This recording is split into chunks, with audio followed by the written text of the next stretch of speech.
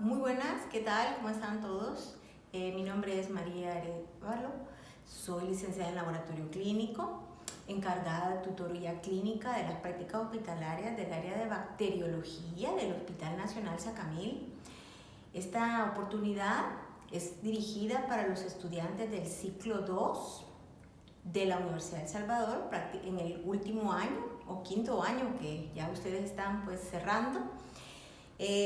Por una parte es muy lamentablemente pues tener que darles esta parte de las prácticas de esta manera, pero la cuestión de la pandemia nos ha venido a enseñar pues otro tipo de técnicas, otro tipo de estrategias siempre para el aprendizaje. Una de las principales cosas para esta introducción teórica es que ustedes refuercen el aprendizaje de esta introducción con otros tutoriales, repasando sus notas, porque el aprendizaje o el éxito del aprendizaje en sí, más que todo en nuestras prácticas hospitalarias, es su interés y permanecer motivados al aprendizaje diariamente. Ustedes pueden seguir otros tutoriales, el que les parezca, pero eso sí, siempre basados en la ciencia. Entonces, básicamente, las prácticas hospitalarias de bacteriología en el Hospital Nacional Sacamil están en estos momentos coordinadas por 2 clases teóricas y vamos a tener 2 clases prácticas, siempre en el área virtual. Entonces les voy a solicitar mucha imaginación, mucha determinación para escuchar estas clases y mucha atención. ¿Por qué?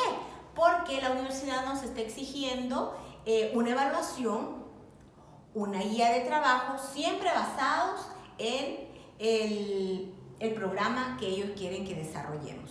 Es muy grande el desarrollo de las prácticas hospitalarias, más que todo bacteriología, que es una de las materias más complejas que presenta el programa, pero eso no significa que no seamos capaces de aprender las principales estrategias o los principales procesos de trabajo en un hospital clínico.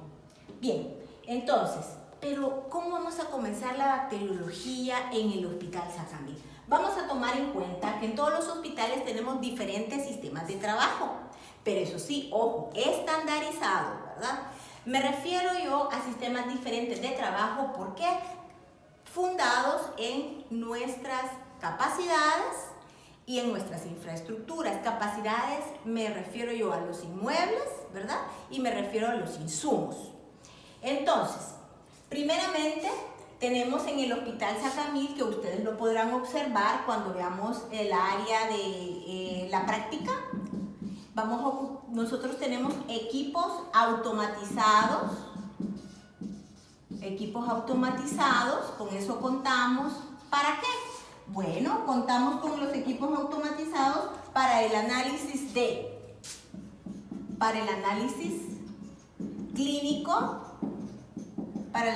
clínico de los cultivos bacteriológicos.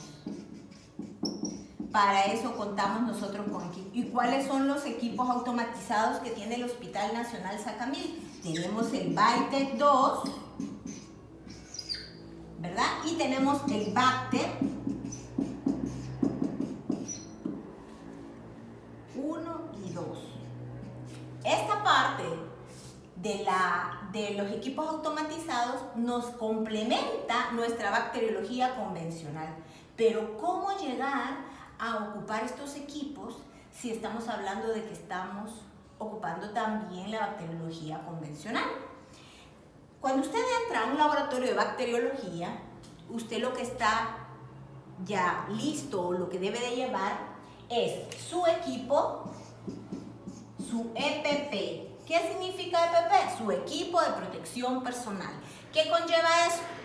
Va a ocupar usted lentes, gorro, por supuesto su gabacha, por supuesto sus guantes y si usted gusta también puede, lo más principal ahora en esta pandemia, pues la mascarilla. Esto es siempre para su protección. Estábamos en que usted tiene que tener siempre en sus prácticas hospitalarias todo su EPP.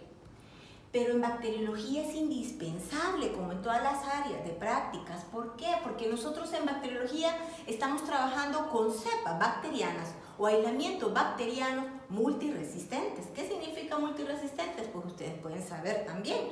Significa todas aquellas bacterias que viven en el hospital, llamadas también nosocomiales, las cuales han modificado sus genes y han adquirido la capacidad de resistencia bacteriana, por lo cual todo estudiante al entrar a laboratorios de microbiología o bacteriología tiene que tener ese cuidado personal.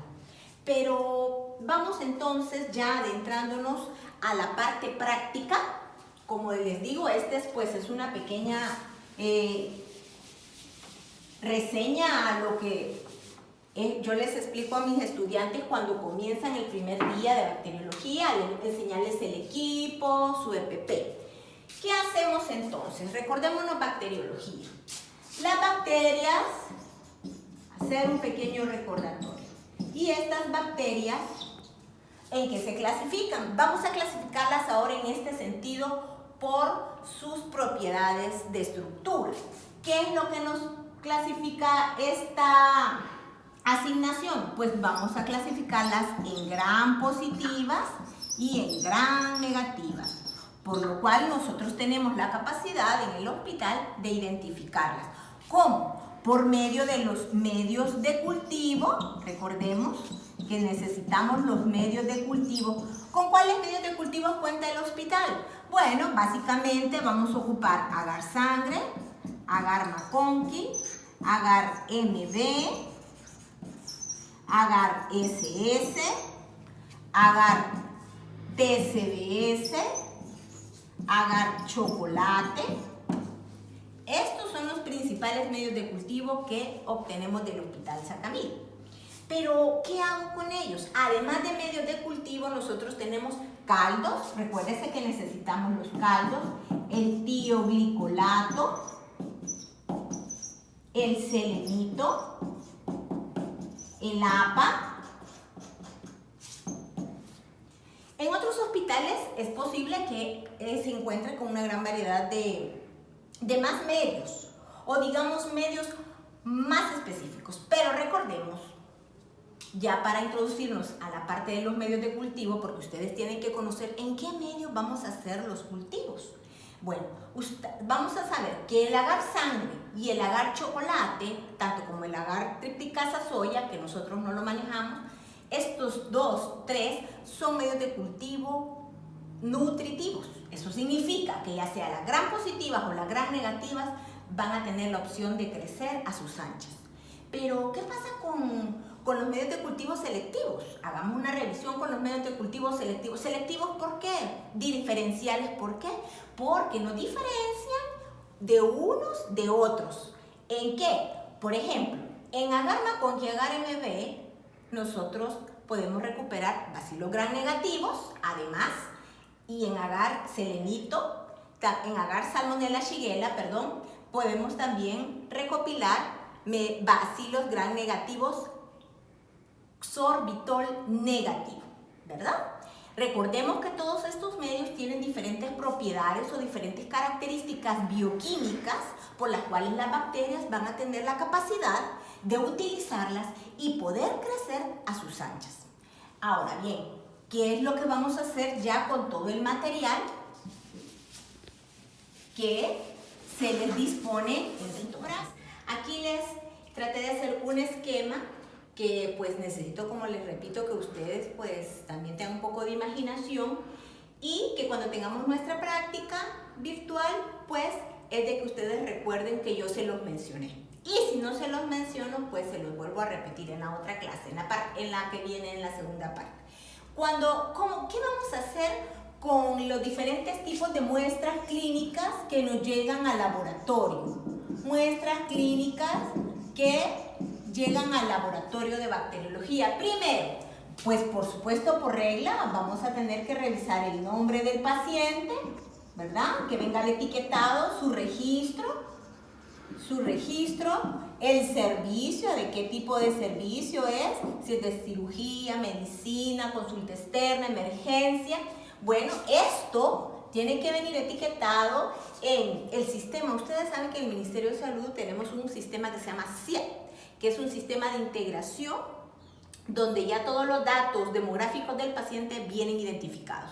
Entonces, las muestras entran al laboratorio de bacteriología, orinas, heces, sangre y una variedad de cultivos de secreciones. Pero, ¿qué hacer con estas muestras ya cuando la identificación ha sido la correcta? Ese es el primer control de calidad para empezar a trabajar bacteriología, igual que en las otras especialidades. El urocultivo, como ustedes saben, tiene que ser una muestra reciente de la mañana, ¿verdad? Una muestra reciente de la mañana con una pequeña asepsia del pacientito. Es la muestra más significativa. Pero como estamos hablando de un hospital, pues si el paciente llega de emergencia, no precisamente porque llega de emergencia y llega en la tarde, no le vamos a aceptar la muestra, claro que sí. Bueno, estas son las como características principales para tomar un urocultivo. ¿Qué pasa con el copro? Pues se dice que, según la literatura, dice que para hacer un coprocultivo tiene que ser en pacientes que han presentado diarrea, que han presentado sangre en las heces, ¿verdad? Que son muestras más clínicas o más características para investigar alguna infección bacteriana. Y ahora, el hemocultivo, nosotros usamos unas, por decirle, unas botellitas con un medio de cultivo especial tripticasa, porque como yo se los mencioné antes, el hemocultivo ocupamos un equipo automatizado que se llama Bacte, que ustedes lo van a ver en la práctica.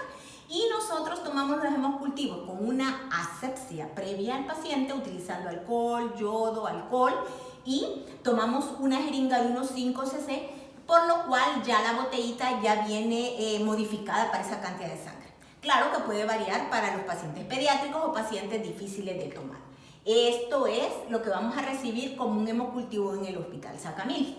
Pero ¿qué pasa con los otros tipos de muestras? Bueno, tipo de muestra de esputo. Bueno, ustedes saben, una muestra de esputo, ¿verdad?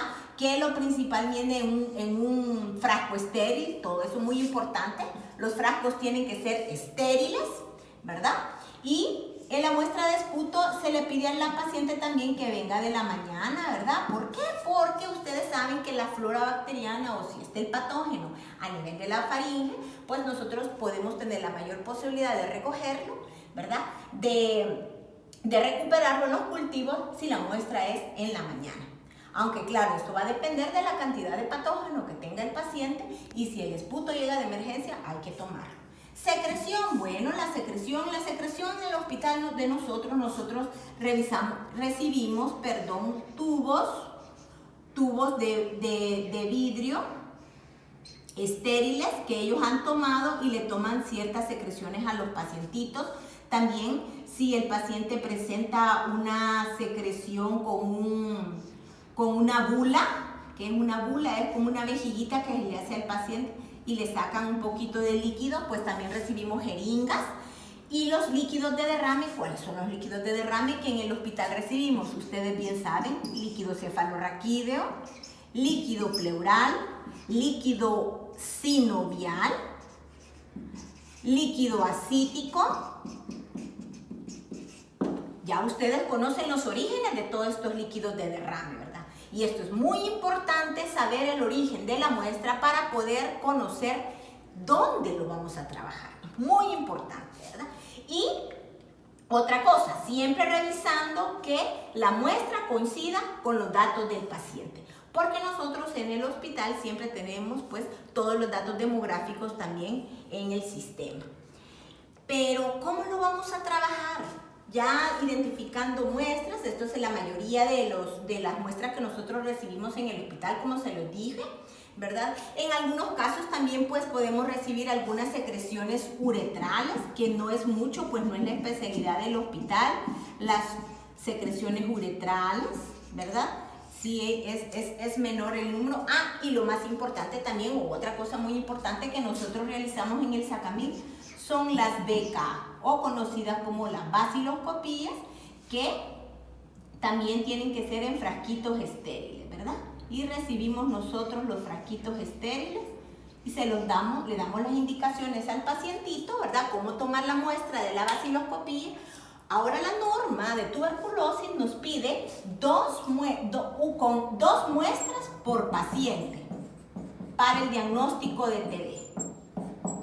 Diagnóstico de TB por baciloscopía, ¿verdad? Porque ustedes conocen que el diagnóstico de TB puede ser por otro tipo de procedimiento, pero nosotros hacemos el diagnóstico de TB por baciloscopía y la norma nos pide 2 muestras del paciente para hacer un diagnóstico completo, ¿verdad? Bueno, vamos entonces a recordarnos, porque yo pienso que ustedes en alguna manera de sus clases teóricas de la universidad tuvieron su práctica de bacteriología o de microbiología en la facultad, donde nos enseñan los medios de cultivo, ¿verdad? Y nos enseñan la técnica del estriado. ¿Qué pasa con esas técnicas? Bueno, pues vamos a recordarlos de esta manera. ¿Qué voy a hacer con urocultivo? ¿Cómo sembramos? ¿Cuál es la técnica del urocultivo? Bueno, ustedes saben que para realizar la técnica del urocultivo nosotros ocupamos unas asas bacteriológicas.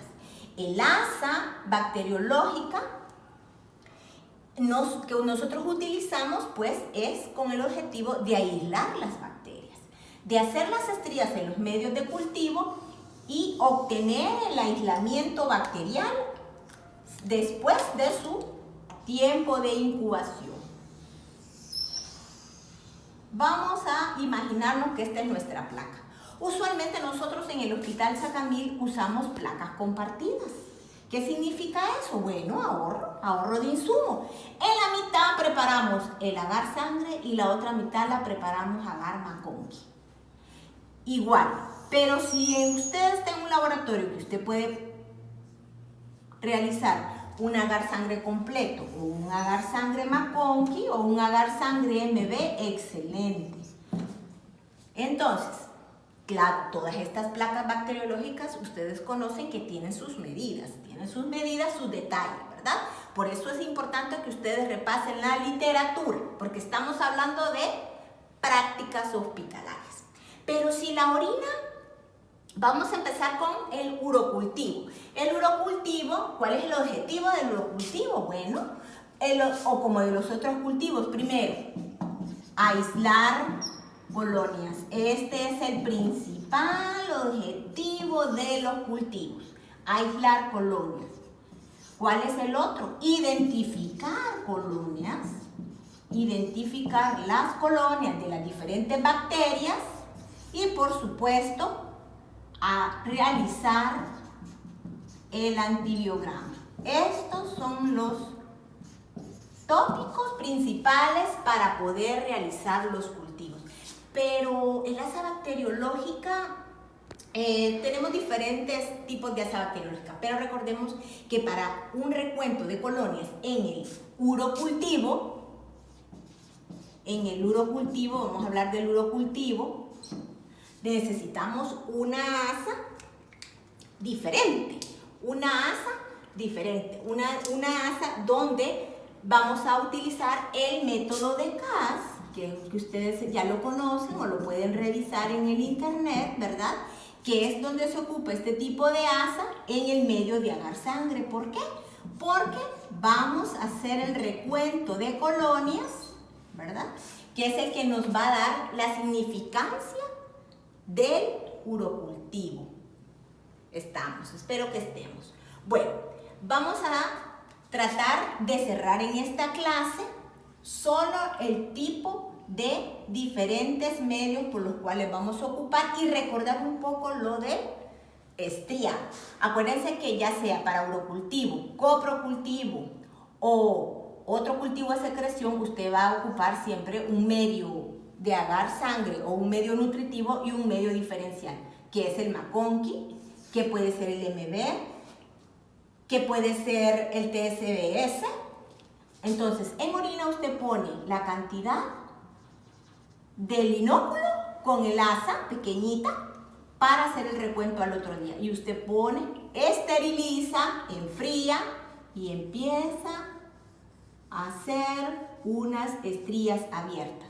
Luego termina aquí y puede comenzar nuevamente a hacer un montaje o un cuadriculado. ¿Qué pasa en Agar McConkey? En Agar McConkey lo queremos hacer comenzando el inóculo, esterilizamos, enfriamos, nos quedamos aquí y tratamos de dejar un poco más abiertas las estrías. El objetivo siempre es lo mismo: aislamiento de colonias puras, identificar bacterias y realizar el antibiograma. Pero eso sí, lleva otros procesos que los vamos a ver a continuación. Entonces, este estriado, recordemos que es por el método de CAS, para el recuento de colonias, que es lo significativo para los urocultivos. Ya cuando usted trabaje pues heces o secreciones, el objetivo siempre va a ser el mismo: poner el inóculo, ¿verdad? Colocar el inóculo y tratar de hacer las estrías más abiertas, dejar aquí, soltar, volver a ocupar la otra asa bacteriológica ya estéril, si tiene más de una o más de dos, ocuparla y ocupar toda la placa para poder tener diferentes colonias aisladas o ya sea el mismo tipo de colonia. Espero entonces que en la próxima presentación pues podamos ampliar un poquito más de esto, y recuerden reforzar los datos o la literatura para que en las clases virtuales, ya las prácticas, ustedes recuerden y tengan a la mano sus anotaciones.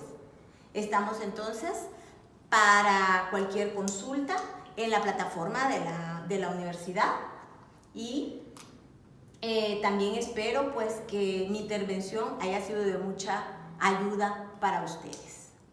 Muchas gracias.